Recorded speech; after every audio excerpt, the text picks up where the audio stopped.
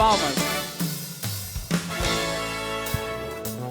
Pendão real vos entregou o rei, a vós soldados seus, corajosos, pois em tudo defendei, marchando para os céus, com valor, sem temor, por Cristo prontos a sofrer, bem alto erguei o seu pendão, firme sempre até morrer, com valor, sem temor, por Cristo prontos a sofrer, bem alto erguei o seu pendão, firme sempre até morrer.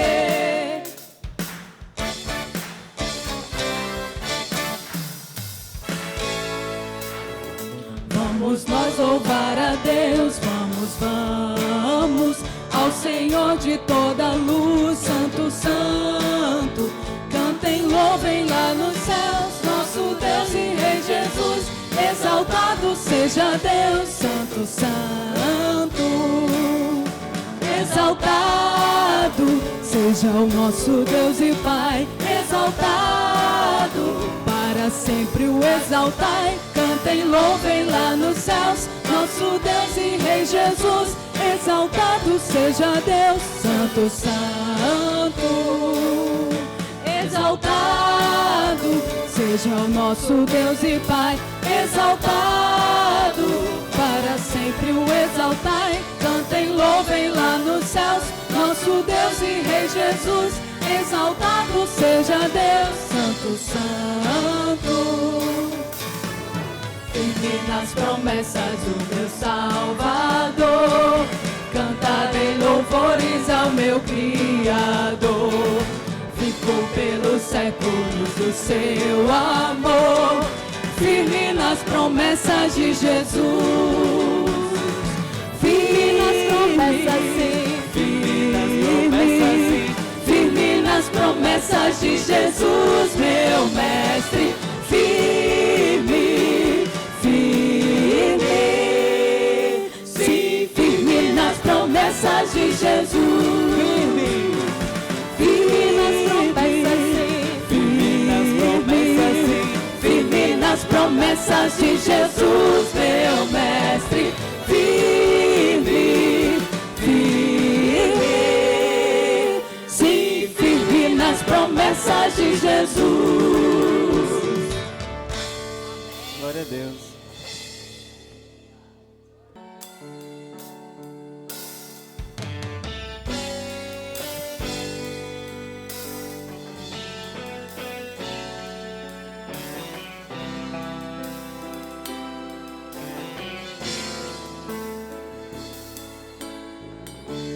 Rei dos reis, aqui estou, rendo a ti o meu louvor e adoração, pois tu és Deus acima dos céus, acima de nós.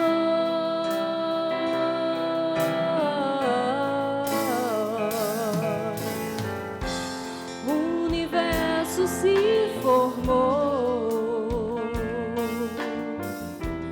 com a tua voz, o mundo inteiro veio a existir.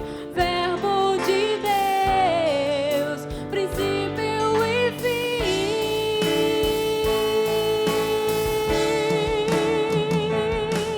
E eu te louvarei, Senhor, levantando a ti minhas mãos,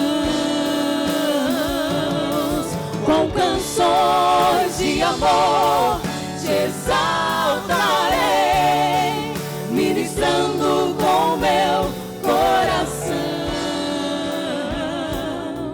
para sempre te adorarei,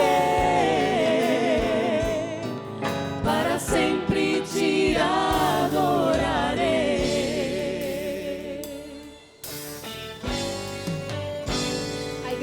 pode cantar? Rei dos reis.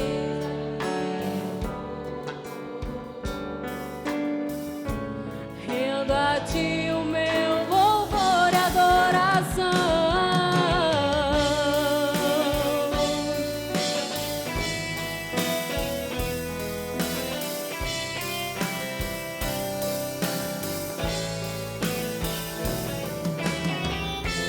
O universo se formou com a tua voz, o mundo inteiro veio a existir. Verbo de Deus, princípio e fim.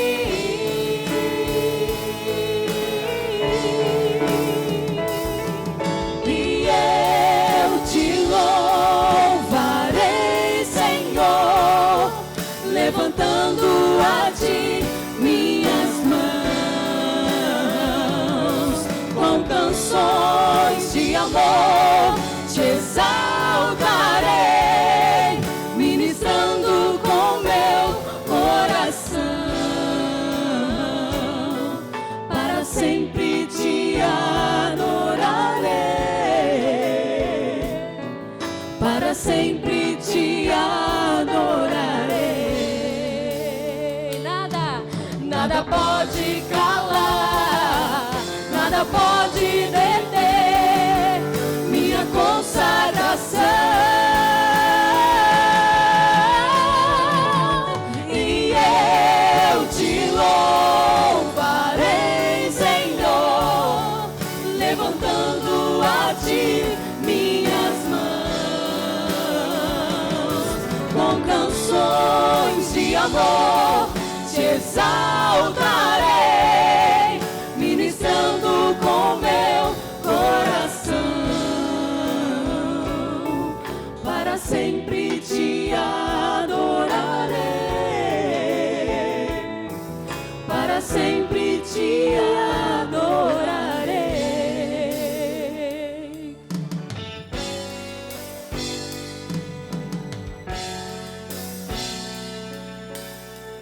Eu te amo.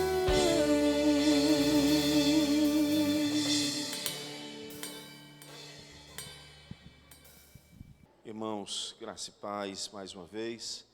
Vamos abrir as nossas Bíblias no livro do profeta Abacuque, capítulo 1. Agora nós leremos do verso 1 até o capítulo 2, verso de número 1. Fizemos na parte da tarde um panorama, cruzando as informações do contexto de Abacuque com o livro de Reis, e a partir disso então ver o momento histórico em que ele estava, para então agora olharmos para o texto, e assim com o texto e com a história, dentro da própria Escritura, termos a leitura e escutarmos o que o Senhor tem a nos dizer. Abacuque, capítulo 1, verso 1, até o capítulo 2, verso 1. Vamos acompanhar a leitura. Sentença revelada ao profeta Abacuque. Até quando, Senhor, clamarei eu, e tu não me escutarás? Gritar-te-ei violência, e não me salvarás? Por que me mostras a iniquidade e me fazes ver a opressão? Pois destruição e violência estão diante de mim. Há contendas e o litígio se suscita. Por essa causa a lei se afrouxa e a injustiça nunca se manifesta, porque o perverso cerca o justo, a justiça é torcida.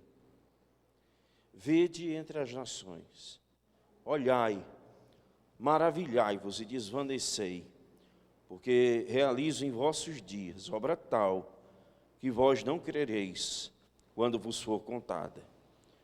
Pois eis que suscito os caldeus, nação amarga, impetuosa, que marcham pela largura da terra para apoderar-se de moradas que não são suas. Eles são pavorosos e terríveis, e criam eles mesmos o seu direito e a sua dignidade. Seus cavalos são mais ligeiros do que os leopardos, mais ferozes do que os lobos. Ao anoitecer são seus cavalheiros que se espalham por toda parte. Sim, os seus cavalheiros chegam de longe, voam como águia que se precipita a devorar. Eles todos vêm para fazer violência. O seu rosto suspira por seguir avante. Eles reúnem os cativos como areia. Eles escarnecem dos reis. Os príncipes são objeto do seu riso. Riem-se de todas as fortalezas, porque, amontoando terra, as tomam. Então, passam, como passa o vento, seguem. Fazem-se culpados estes cujo poder é o seu Deus. Não és tu? Desde a eternidade, o Senhor, meu Deus, o meu santo? Não morreremos. Ó Senhor, para executar o juízo puseste aquele povo, tu, rocha, o fundaste para servir de disciplina.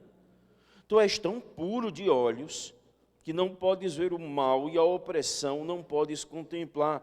Por que, pois, toleras os que procedem perfidamente e te calas quando o perverso devora aquele que é mais justo do que ele? Por que fazes os homens como os peixes do mar, como os répteis, que não tem quem os governe? A todos levanta o inimigo com o anzol, pesca-os de arrastão e os ajunta na sua rede varredora. Por isso ele se alegra e se regozija, por isso oferece sacrifício à sua rede, queima incenso à sua varredura, porque por elas enriqueceu a sua porção e tem gordura a sua comida. Acaso continuará, por isso, esvaziando a sua rede e matando sem piedade os povos? Por-me-ei na minha torre de vigia, colocar-me-ei sobre a fortaleza, vigiarei para ver o que Deus me dirá, que resposta eu terei à minha queixa. Meus irmãos, há alguns nomes que são muito conhecidos no meio da igreja. A gente gosta de dar esses nomes para os nossos filhos. Então, vez ou outra, a gente encontra alguém que é chamado de Ezequiel, ou então já sabe que vai nascer o menino, então a gente pergunta, que nome você vai dar? Diz, vou dar o nome de Ezequiel, vou dar o nome de Isaías, vou dar o nome de Daniel. E se é menina, então, ela vai se chamar Débora, vai se chamar Esther, vai se chamar Noemi. E quando esses nomes não estão no horizonte da nossa mente em relação aos nossos filhos, certamente eles estão nas classes de escola dominical, ou em classes temáticas, enfim, eles estão ali perdurando o nosso imaginário. Mas por quê? Por que esses nomes estão diante de nós?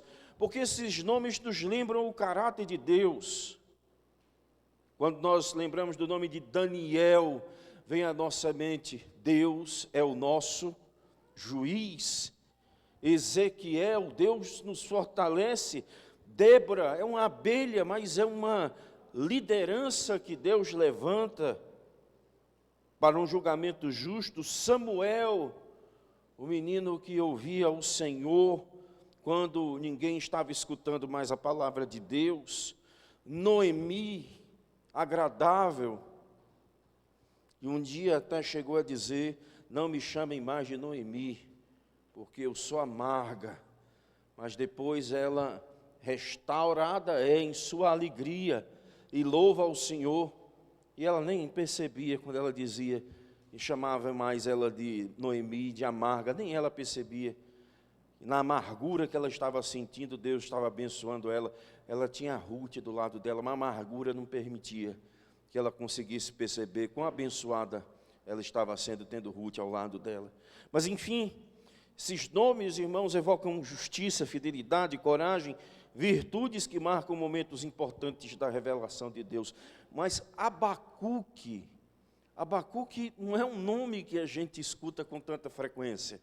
Aliás, eu não sei se tem alguém aqui que vai, já sabe se vai ter um menino e se vai colocar o nome Abacuque, por exemplo, eu não sei. Mas o nome Abacuque significa abraçar. E dificilmente o nome Abacuque tem algum a ver com a teologia do livro de Abacuque. Mas ainda que o nome não tenha uma especificidade simbólica em relação ao texto, quando eu penso em Abacuque e penso no nome dele, eu penso num homem que Deus levanta, cujo nome significa abraçar com força, mas ele é chamado para ser um profeta em uma sociedade que há muito tempo já tinha esquecido que era dar um abraço no outro. Uma sociedade que não conhecia mais o que era esse aspecto empático, que era essa questão de afeto e de candura em relação às pessoas. Penso em Abacuque como alguém que abraça também o tempo que Deus lhe dá com muita angústia. Então ele vê uma violência, não vê resposta, ele grita diante de Deus, ele clama diante de Deus, ele vê a justiça corrompida e ele denuncia, a lei é frouxa, ele vê a inversão moral e ele diz, os ímpios estão ditando as regras.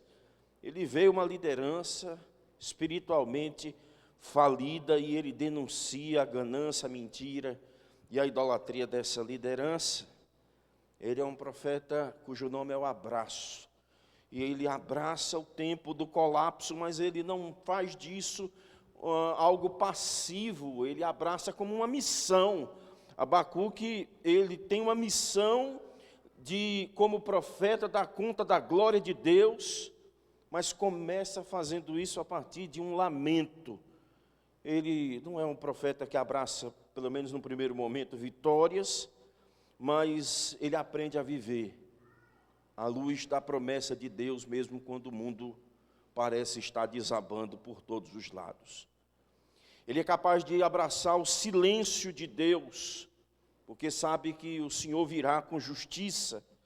E quando todas as forças do seu coração estavam se acabando, ele mesmo foi abraçado pelo próprio Deus, com a sua verdade e misericórdia que o fez cantar.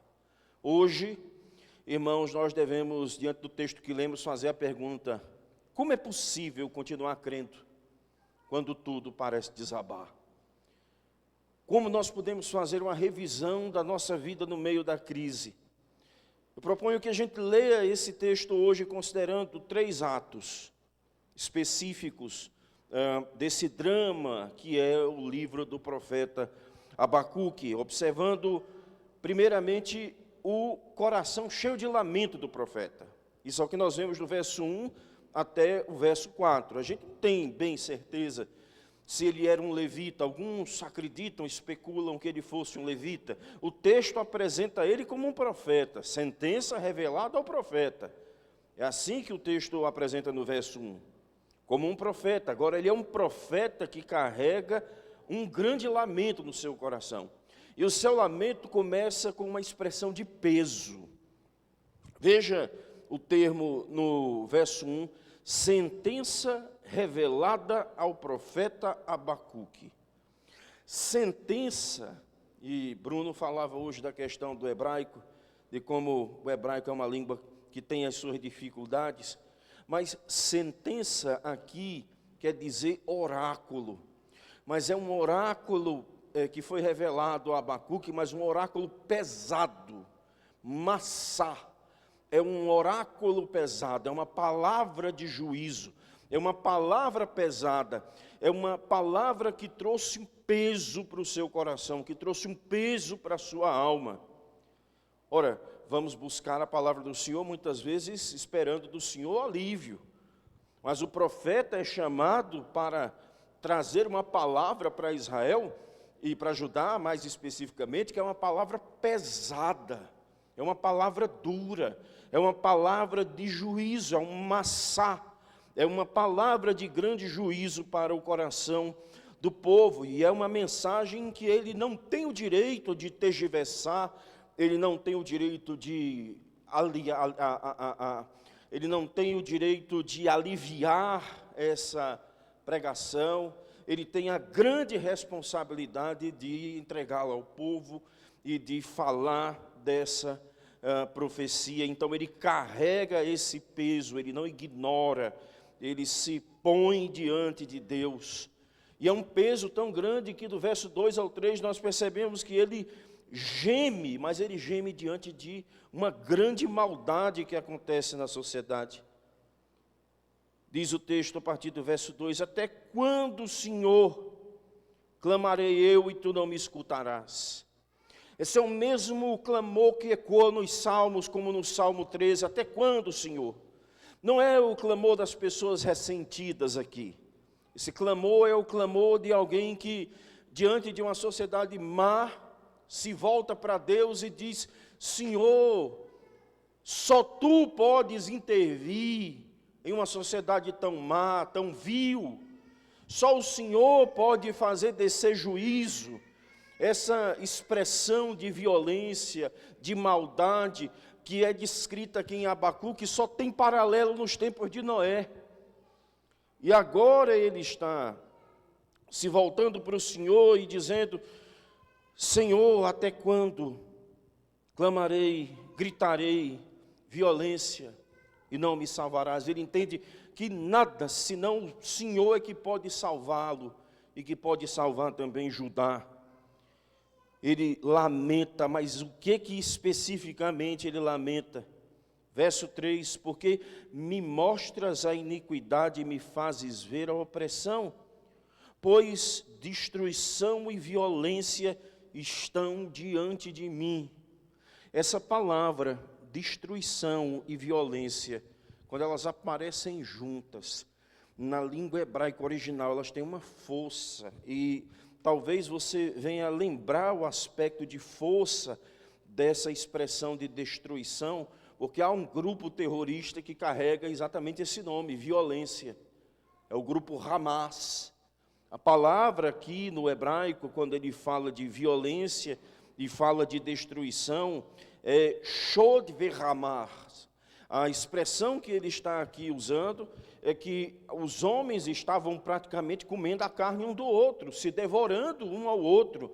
E se devorando de qual maneira?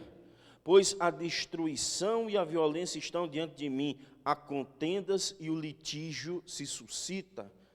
Ou seja, os homens estavam multiplicando brigas e confusões entre eles, litigando entre eles, encontrando discussões fúteis e vazias para disputarem questões entre eles. Porventura não parece a manchete de hoje de algum jornal de fofoca, visto pela TV ou pela internet, de pessoas discutindo entre si, julgando entre si, e às vezes nem sempre é exatamente as fofocas do noticiário que aparecem nos jornais ou na internet, mas muitas vezes é a maneira até dura como nós tratamos os nossos irmãos em nossas conversas particulares, que nós tentamos mantê-las bem escondidas em nosso WhatsApp, às vezes com aquela visualização única, como se isso diminuísse a gravidade do que a gente disse em relação ao outro, ou o ódio que a gente guarda, o ressentimento, o desejo de vingança, de retaliação em relação a outra pessoa. O profeta, então, lamenta profundamente tudo isso, mas o principal lamento dele é a causa de tudo isso, que é o que nós vemos no verso 4. Por esta causa, ou seja, exatamente por isso, por conta desse motivo, é que a sociedade está assim. Por esta causa, a lei se afrouxa e a justiça nunca se manifesta, porque o perverso cerca o justo e a justiça é torcida. Ou seja, a autoridade da lei não tem mais força para as pessoas. É diferente do tempo da reforma de Josias, porque na reforma de Josias o livro da lei estava sob escombros, foi descoberto. Quando ele é lido, Josias rasga suas vestes e se arrepende diante de Deus. Mas passado talvez 10 anos, 20 anos do avivamento e da reforma religiosa de Josias, agora o povo conhece a lei, só que essa lei é frouxa. Essa lei não tem mais autoridade. Imagine o pastor pregando, anunciando a lei do Senhor, ensinando os 10 mandamentos, ou na liturgia trazendo os 10 mandamentos para depois nos levar à reflexão sobre o perdão dos nossos pecados, e simplesmente a gente pensa que aquilo não tem nada a ver conosco. A gente pensa que esse aspecto da lei não tem nenhuma dificuldade, e a gente consegue dizer com muita clareza e consegue dizer com muita facilidade: bandido bom é bandido morto. Como se nós tivéssemos a capacidade de poder tirar a vida de qualquer pessoa, de qualquer jeito. A lei é frouxa, frouxa no coração. A Escritura fala: não adulterarás, e de repente nós já estamos cobiçando a mulher do outro, ou pior, achando que toda forma de amor é válida. Me digam, irmãos, se não há tantas pessoas que não pensam assim em nossos dias. A lei aberta, a palavra de Deus aberta, a Escritura aberta, mas as pessoas muitas vezes não se dobram diante da autoridade da lei do Senhor e se põem diante da lei do Senhor como que anulando a lei do Senhor, como se pudessem fazer isso.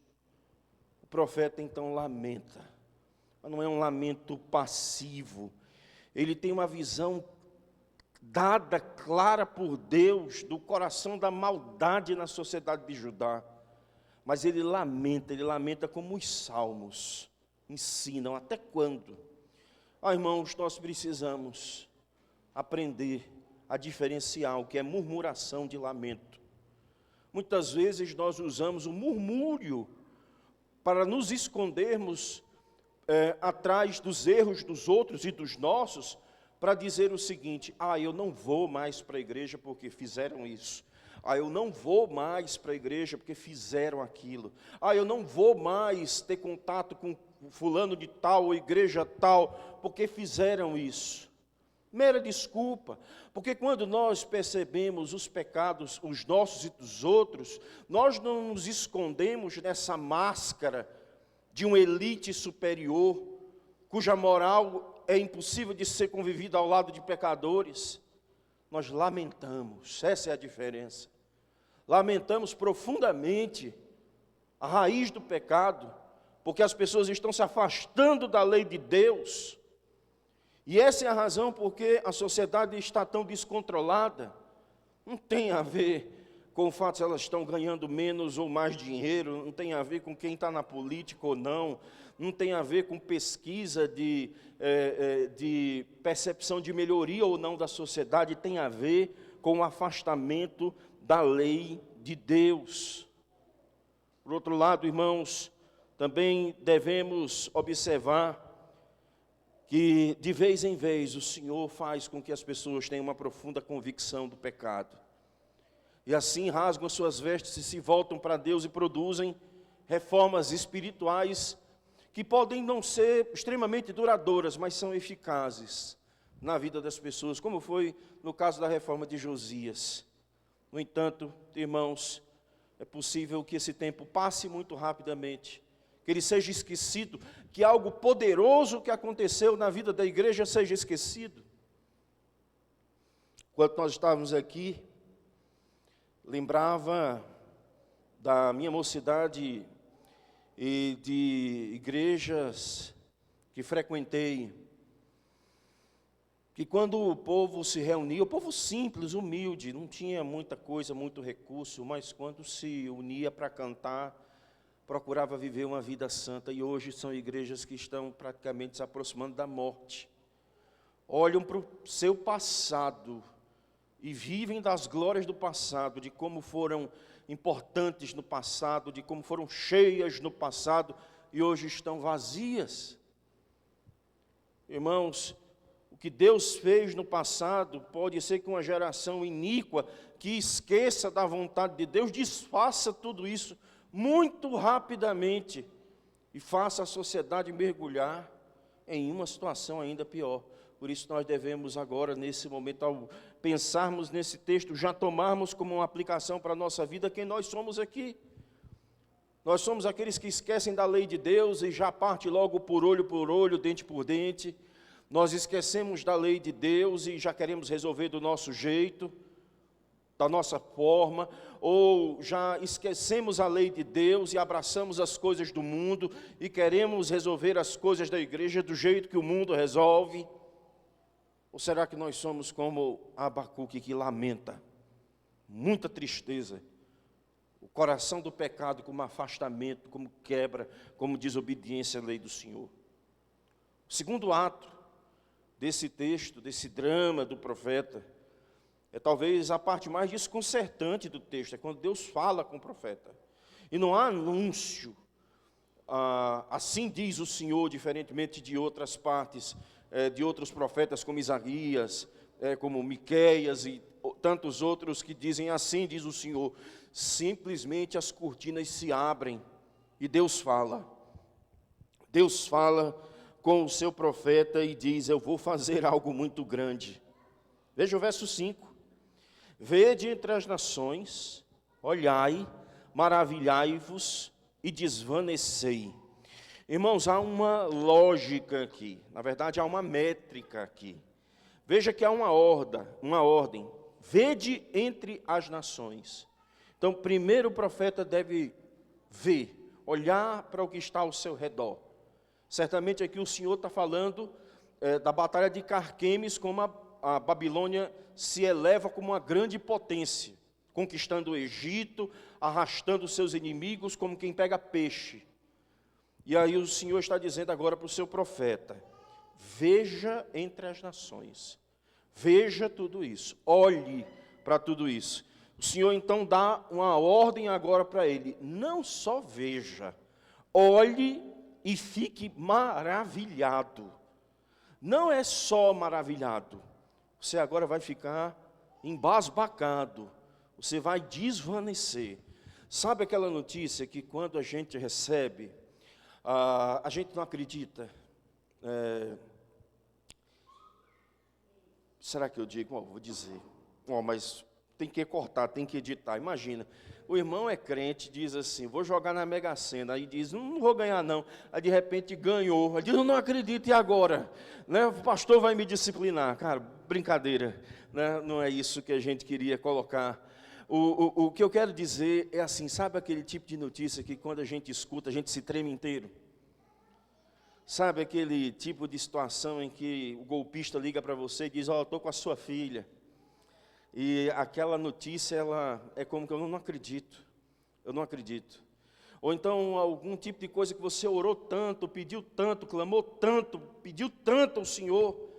E quando acontece, ele diz: eu não acredito que aconteceu. Pois o Senhor está dizendo agora para o seu profeta, dizendo: olha, preste atenção, porque o que eu estou realizando é algo grande e maravilhoso. E ele ainda diz mais: obra tal que vós não crereis quando for contada. Irmãos, nem o profeta mesmo tem facilidade de entender o que Deus está dizendo, e a gente vai perceber isso um pouco mais adiante. O profeta tem muita dificuldade de entender o que o Senhor está dizendo. Então o Senhor diz: eu suscito os caldeus, nação amarga e impetuosa, que marcham pela largura da terra. Percebem a poesia, como ela vai crescendo? Só que não é uma poesia que traz alegria para o coração da gente, é uma poesia de tragédia. O que ele está dizendo que é um exército.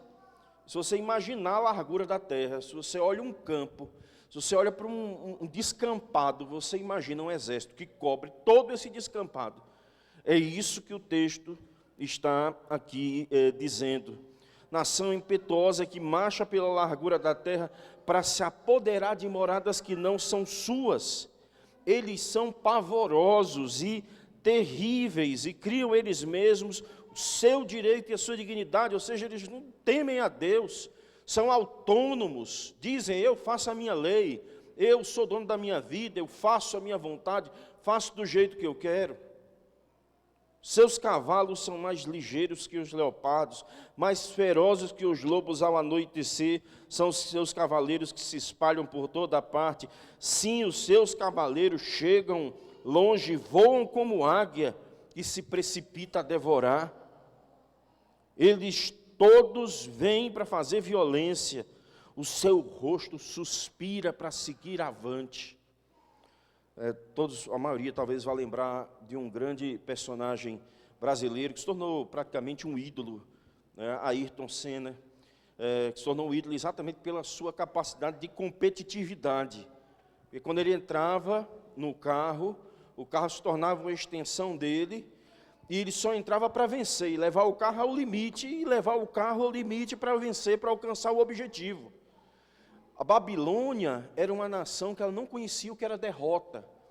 Se tivesse um coach da Babilônia, ele dizia: não existe derrota no dicionário da Babilônia.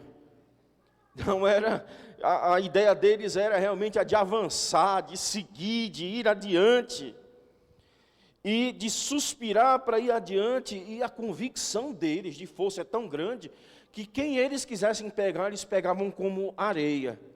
O rei Jeoaquim, Manassés, os reis de Judá, eles riam, o rei do Egito, eles faziam risada, troça, brincadeira desses reis. E o Senhor ainda disse: então passam como passa o vento. Vocês lembram de Eclesiastes? Quando diz: é tudo vaidade, como que o vento. O Senhor ainda está dizendo para o seu profeta: tudo isso é vaidade. E eles fazem-se culpados, porque eles julgam que o poder deles é o Deus deles, eles idolatram o próprio poder.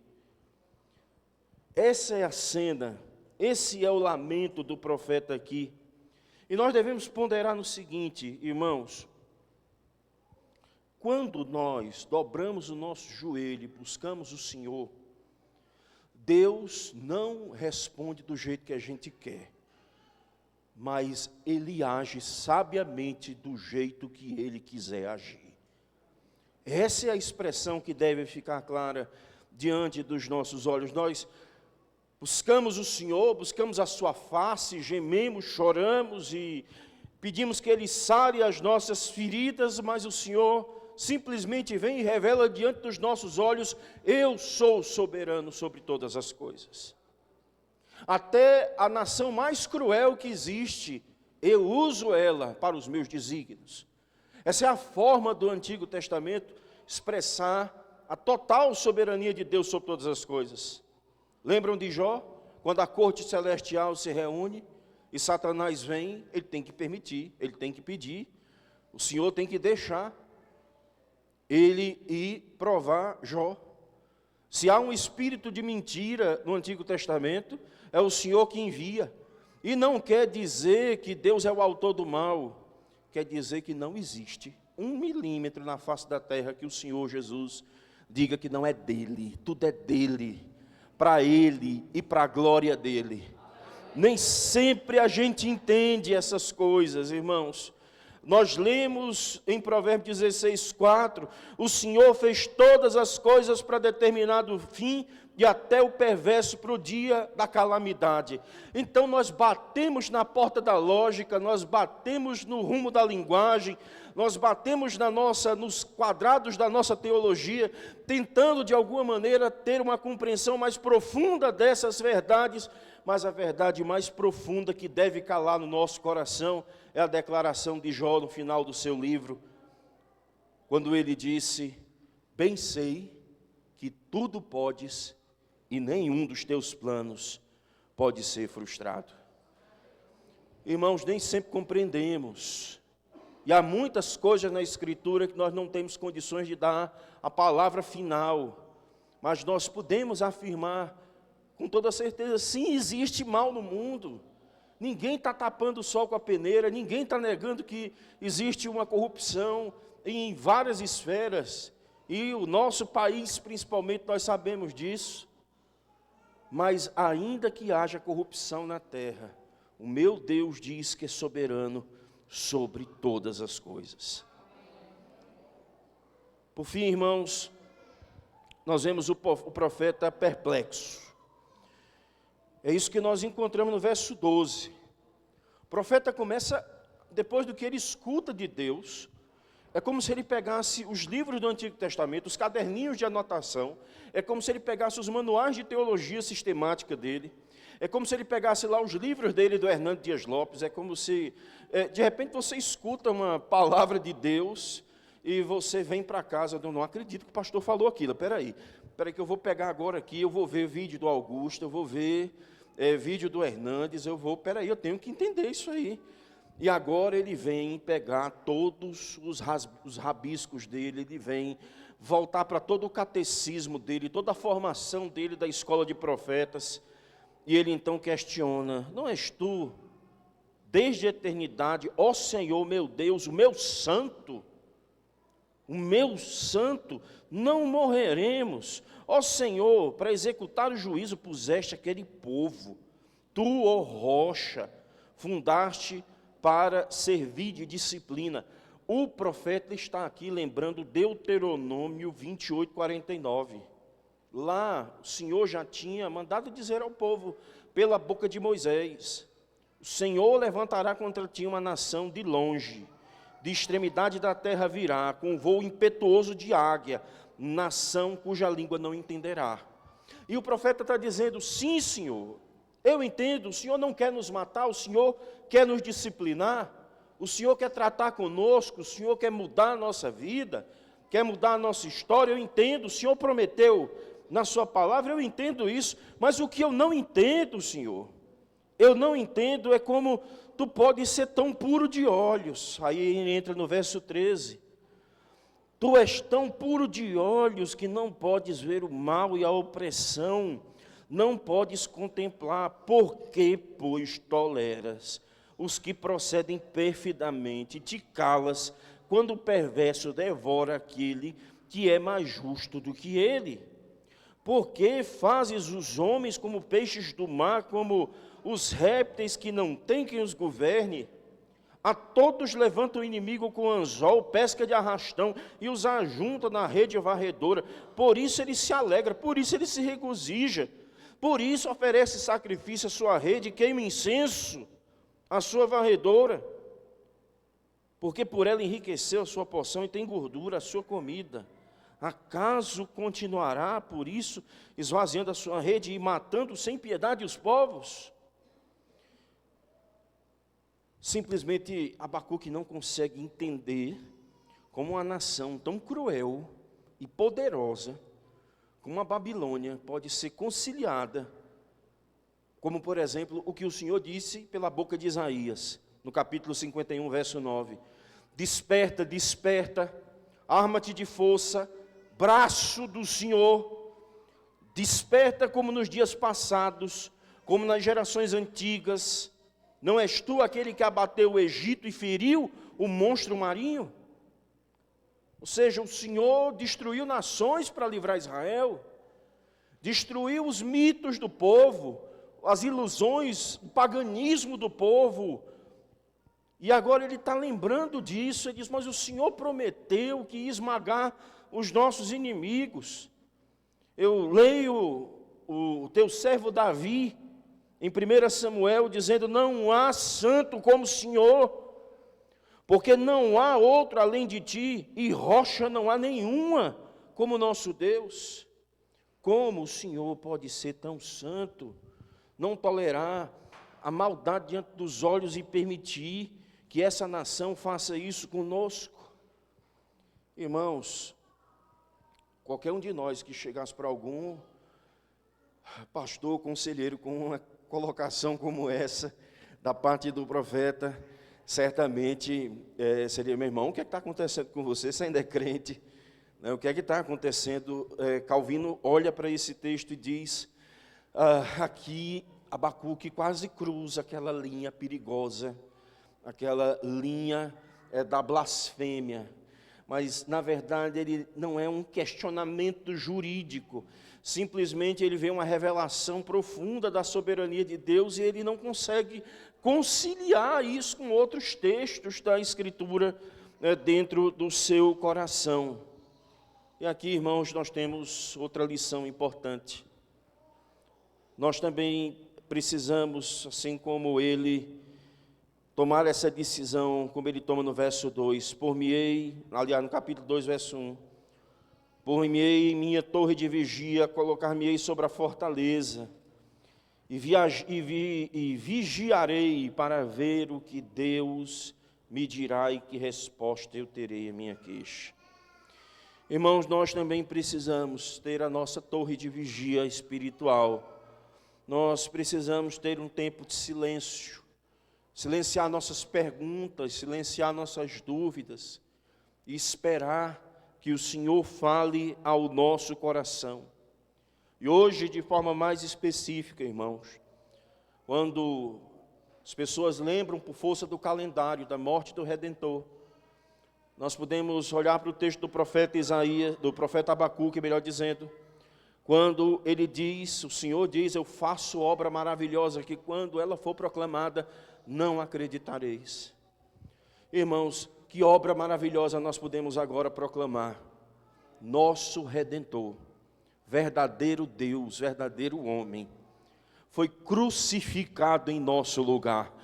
O justo morreu pelos injustos. Podia ser, diz o apóstolo Paulo, que alguém fizesse alguma coisa pelo justo, mas ninguém daria sua vida pelo injusto, mas por amor ele entregou a vida em nosso favor.